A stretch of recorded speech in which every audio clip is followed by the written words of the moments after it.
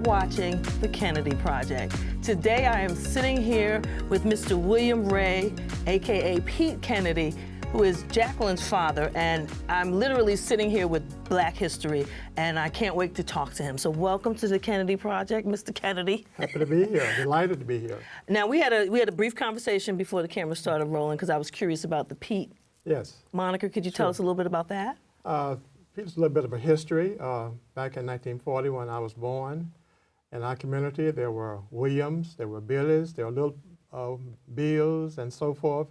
And I had an adult cousin said, we do not need another Billy or Bill in our family. So she said, let's call him Pete. And Pete has stuck since 1940. Wow. So I'm now known as Pete by many, many people. And this is, you have lived quite the life, sir.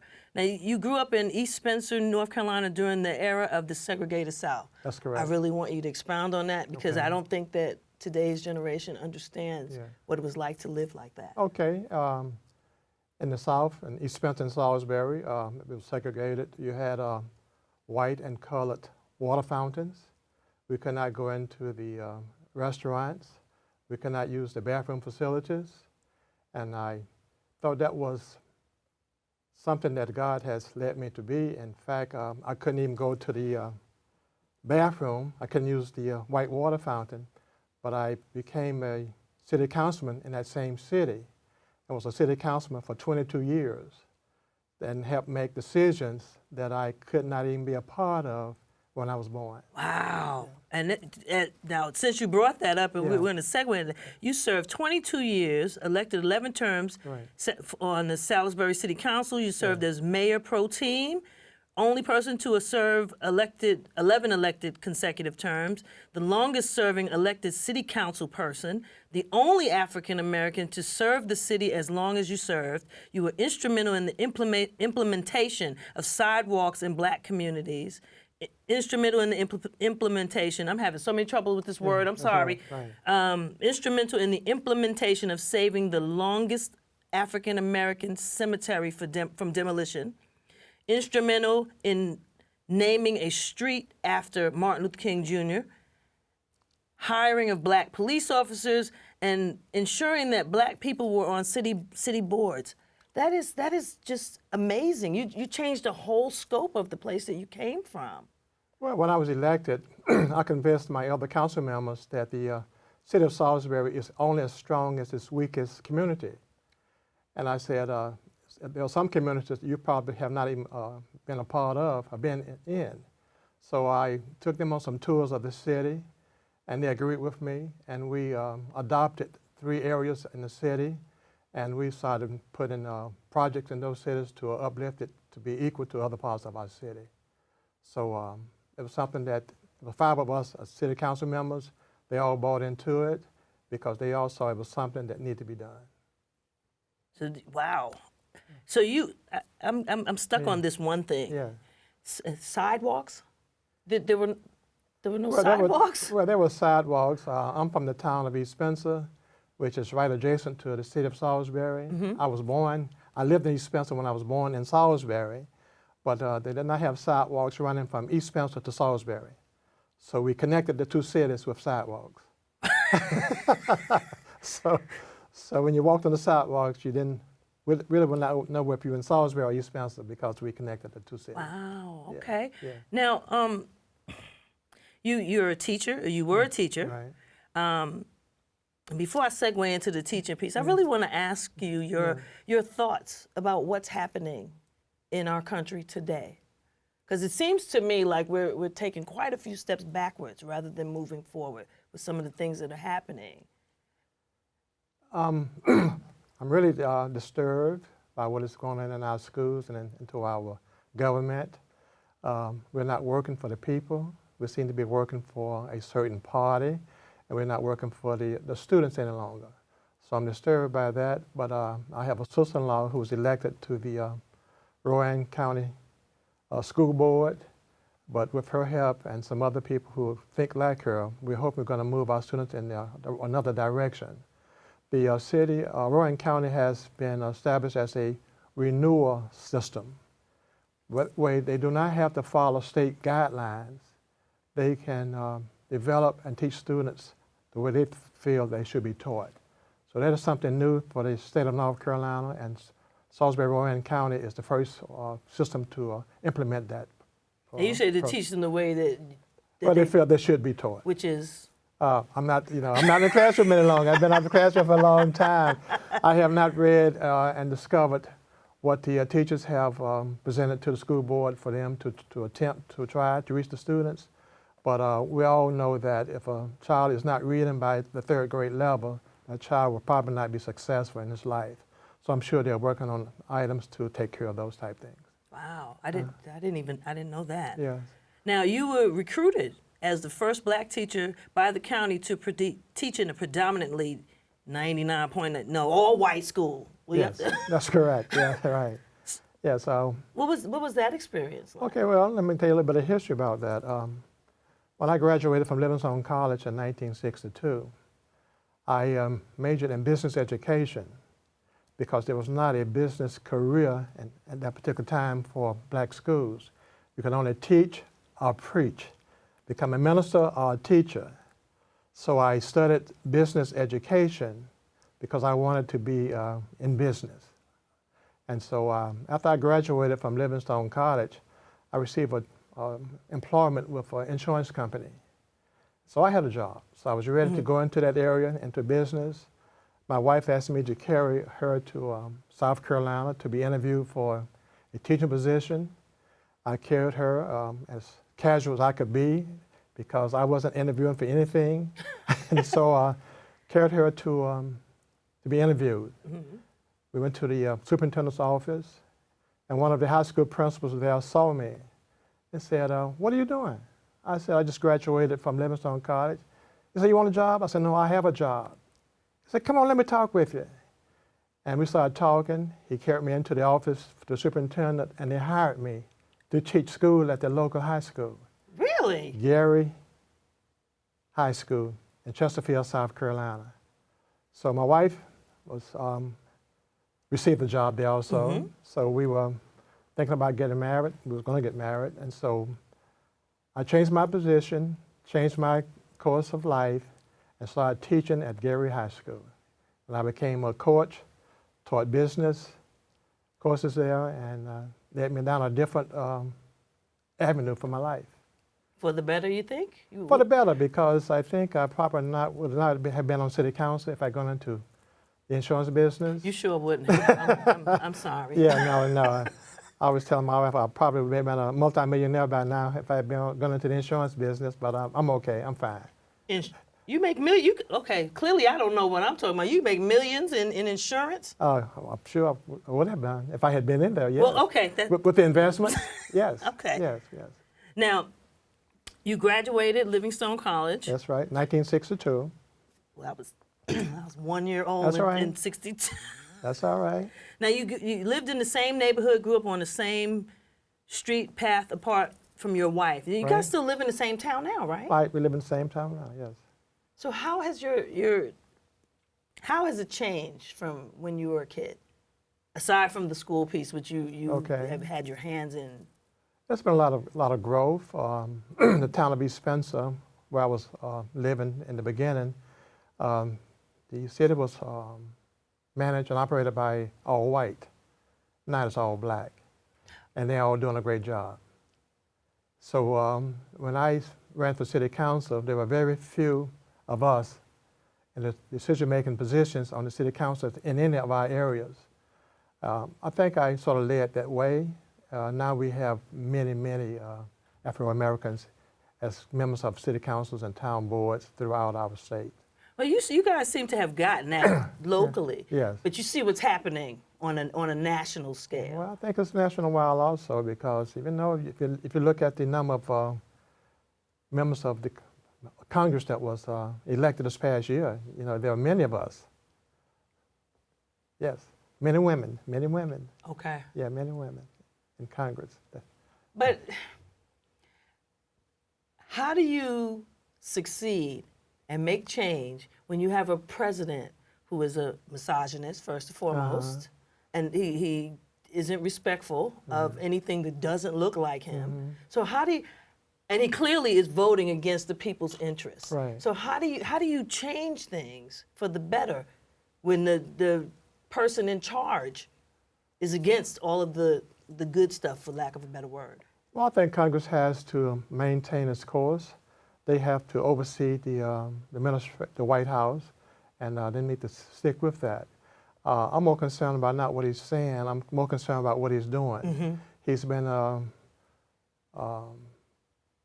promoting judges throughout the United States that are now going to be in positions to pass laws and make rulings against many of the people who, like us, who are underprivileged. So that's my concern. I listen to what he's saying and talking, but I'm more concerned about the action that we're not aware of that he's doing. And even the actions that we're aware of, it seems to be like a across-the-board apathy. I don't really know. I mean, we voted him. Well, not we. We did. We voted him because we all voted. I hope we all voted. No, everybody didn't. And I'm convinced that's why he got in. And that's probably a problem, right? And because we had so many people who did not vote, ended up voting for him because you didn't vote for the other person. So he got that vote anyway. Right. So this is a scary time. It is scary. This is different. We seem to be making things that is normal. Yes. And that is scary. That is scary. That is real scary. And I don't understand. Well, I do understand because the underlying stuff has always been there. Right. But now with the advent of social media and all of that, it's now out. Everybody can see it. You couldn't see it before, but it's always been there. But it seems to me, when you look at the stuff with the border, the wall, and all that, and just taking the rights away from people of color, I'm frightened. Yeah, I'm concerned about his decisions, but I'm more concerned about the people who elected him, and who are also supporting the way he's carrying out the presidency, because they, well, we can see what's going on. We have to continue to pray, and I still think God is in charge of everything that we do. And I still think we have lived through many other presidents who tried to destroy us, but it did not happen. So I'm confident that we're going to be okay. We're going to be okay. I'd like to think that too, but we're going to be okay. I have some restless nights, let me just tell you. Okay. Now, tell me about the Order of the Longleaf Pine recipient. Okay. Now, North Carolina's highest honor. What is that? The governor of North Carolina has the authority to award citizens who he felt have done things throughout the state. And I received that as my work as a councilman and some other activities I have done. So I was very honored to have been selected by few people in the state of North Carolina to receive that award. Okay. And just to add to that, sure. I attend church in East Spencer, Southern City, Tabernacle, Amy Zion Church. And in that small church of a congregation of about 150, we have had 4 members of our church to receive the longleaf pine. That is extraordinary. I don't think it could be anywhere in the state of North Carolina can say that has occurred anywhere else.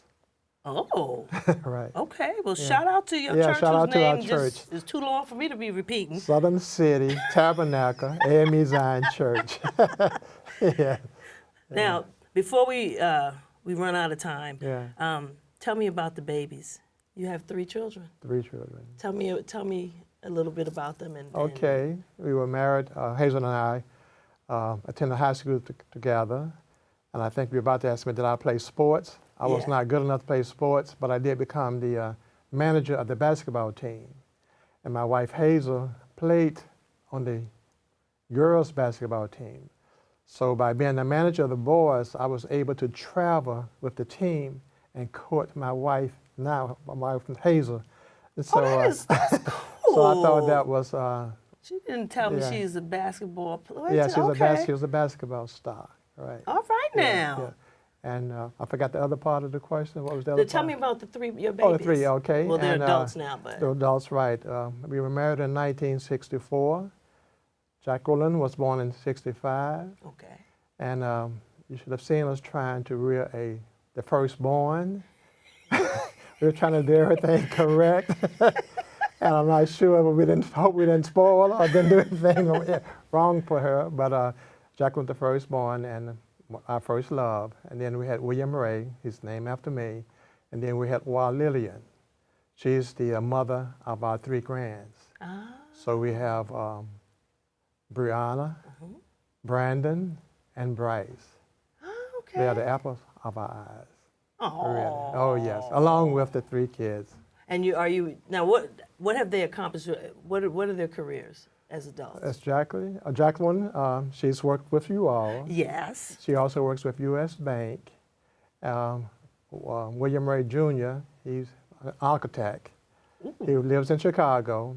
And his youngest daughter, younger daughter, Lillian, works in, she works in insurance also. Okay. She works You said Lillian? Lillian. Okay, that's an interesting name. Right, yeah. How did you guys come up with that? My wife had a friend, she knew us, Lillian, and she named her after the friend. Must have been a really good friend. Right. And Jacqueline was also named after one of our friends, Jacqueline. Okay. One of my wife's closest friends. So you knew what you were doing with that whole Jacqueline Kennedy we did, thing, right? we did that, right. But of course, we had to have a William Ray Jr. because that's something I always wanted. Oh, did they call him Pete too? No, they called him Ray. They called him Ray. So he's in Chicago. The grandkids are at home in Salisbury. So we do our grandparents' duty on Monday, Wednesday, and Friday. We pick up Bryce, who is in the 2nd grade. Oh. And my wife Hazel teaches him after school, feeds him his lunch, dinner, and I get a chance to eat too at that time. On Tuesday and Thursday, we don't pick him up. We just eat whatever we can pick up. Now I have a question for you. Yeah, Now you're a retired teacher. Right. It just popped in my head. Yeah. Do you ever really stop teaching though? No, you do not. I love it. I love it. I don't think Jackie mentioned that while I was in education, I was reading a newspaper one night, and I saw they were offering a class in real estate at one of the local community colleges.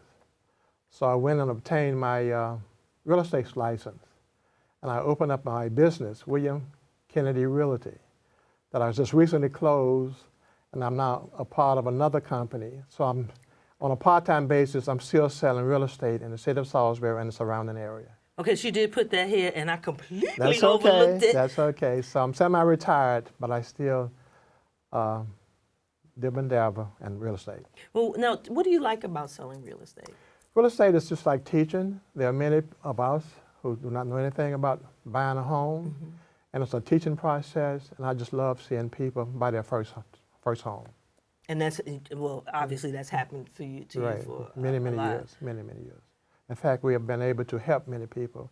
We had the opportunity to buy some rental properties, and some of those rental properties we allowed them to buy from us, and they became first-time homeowners. And since we're talking about, how do you go about teaching people about owning real estate? Because everybody says that they want to own, and then everybody Right. knows that if you want to be wealthy, Right. you should probably own some land somewhere. What I told all of my students, one thing you must have good credit. You must have excellent credit. So the first thing you want to do, you want to make sure you don't buy everything you want, save some money, put it aside, and you can always buy anything you want if you have excellent credit. Okay, now I just got the signal to wrap up, but I have one more question. Sure. Now, the Urban League of Municipalities, it says that you were responsible for securing money for people unable to pay bills. How did that work? I've been on the city council. I was appointed to the North Carolina League of Municipalities. What we did was we managed insurance for small towns who were not able to insure their own employees. So we had a $500 million budget, and we provided insurance through our most of the coastal states. They had hurricanes and those type of things. So we provided insurance for them to cover for any claims that they might have. So that was an excellent thing. I enjoyed doing that. I was the vice president of that board for about 15 years. Wow. And is that still in existence, that program? It still is. All right. Well, we're just about out of time. I'd like to thank my guest, Mr. William Ray Kennedy, for talking to me today. It has been an honor, sir. You are truly Black history, and I so enjoy talking Well, to I you. certainly enjoyed being here, and I really thank my daughter Jacqueline for the surprise, but I thoroughly enjoyed it. Okay. Thanks for watching, and we'll see you guys next time on Kennedy.